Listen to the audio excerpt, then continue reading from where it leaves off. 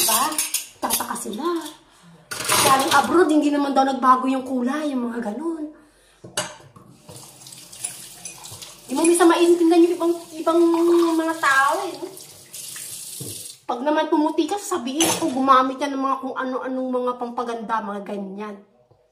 Pero pag hindi naman gumamit ng pampaganda, yung ganun pa rin yung balat nila, sasabihin, ano ba naman yan? Galing abroad, ganyan pa rin yung balat, ganyan pa rin yung kulay. Diba? Hindi mo sila maintindihan kung saan ka taga pupunta eh. Minsan nga, experience lang nga. Nung umuwi ako sa amin, no, tagal na yun. May nagtanong ba naman sa akin, ano daw ba ang lupa dito sa Germany? Ano daw ba lupa dito? Sabi ko, parang wala naman din lupa. Sabi ko, wala naman pinagkaiba. Hindi naman itim ang lupa or pula yung lupa dito. Hindi, ganun din naman.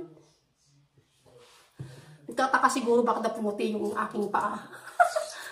Oo, mamula-mula, mga ganun.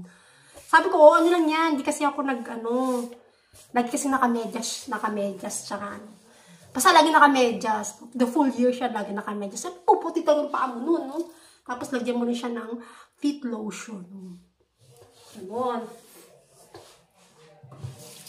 Kasi pag sa atin naman yung paa natin, laging hindi nakamedyas. So, syempre, laging nakachinelas. O, di ba, likabuhan. Dito naman, hindi naman naglalabas. Tapos lagi pa nakamedyas o nakasapatos. So, hindi naman tataka bakit pumuti yung paa. At mamula-mula yung mga sakong. Ganon.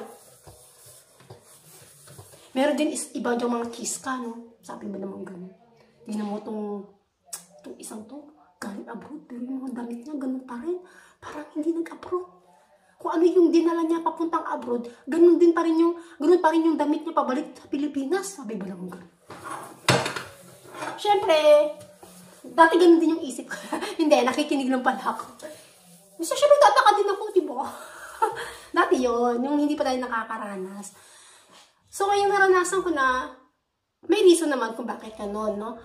Lalo na dito sa Europe, no? Medyo malamig. Syempre, alangan naman alangan naman yung suot mo dito sa Germany, eh, dali mo rin sa Pilipinas. Eh, mainit sa Pilipinas. Alangan naman mag-pull over ka sa Pilipinas, no? Hindi naman pwede yung ganun. Syempre, minsan maganda rin naman na yung kung ano yung dinala mo sa Germany. So, di mo naman alam na malamig pala dito. No? Akala mo parang Pilipinas lang yung weather. No? So, lahat ng mga damit mo, dinala mo sa Germany. Yung pala, nako. Mangangatog ka sa ginaw. Nung unang dating ko nga dito, lahat ng damit ko, yung mga short sleeves lang talaga siya. No? Samantalang dito, no, pagdating ko dito, no? June yun, summer yun dito sa Germany. Naku, nangangatog ako sa lamig, no? Binilan ako ng asawa ko ng jacket. Kasi wala akong jacket na dala. Malay ko ba naman na malamig pala dito, no? Kasi akala mo pag mainit, yung araw, akala mo mainit talaga yung weather. Pero hindi, medyo malamig-lamig, lalo pag hindi ka sanay.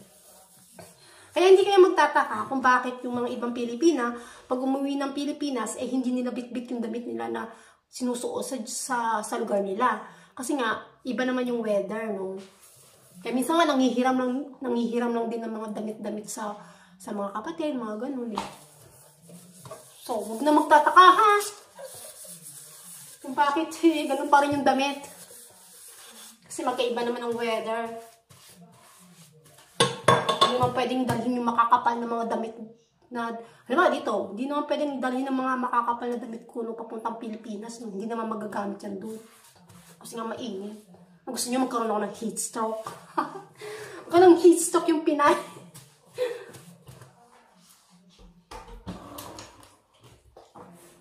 Yun, napapahaba tayo ng kwento. Kwento lang tayo. Kwentong kotsero. Yan. Okay, stop ko muna siya at continue ulit tayo mamaya. Okay?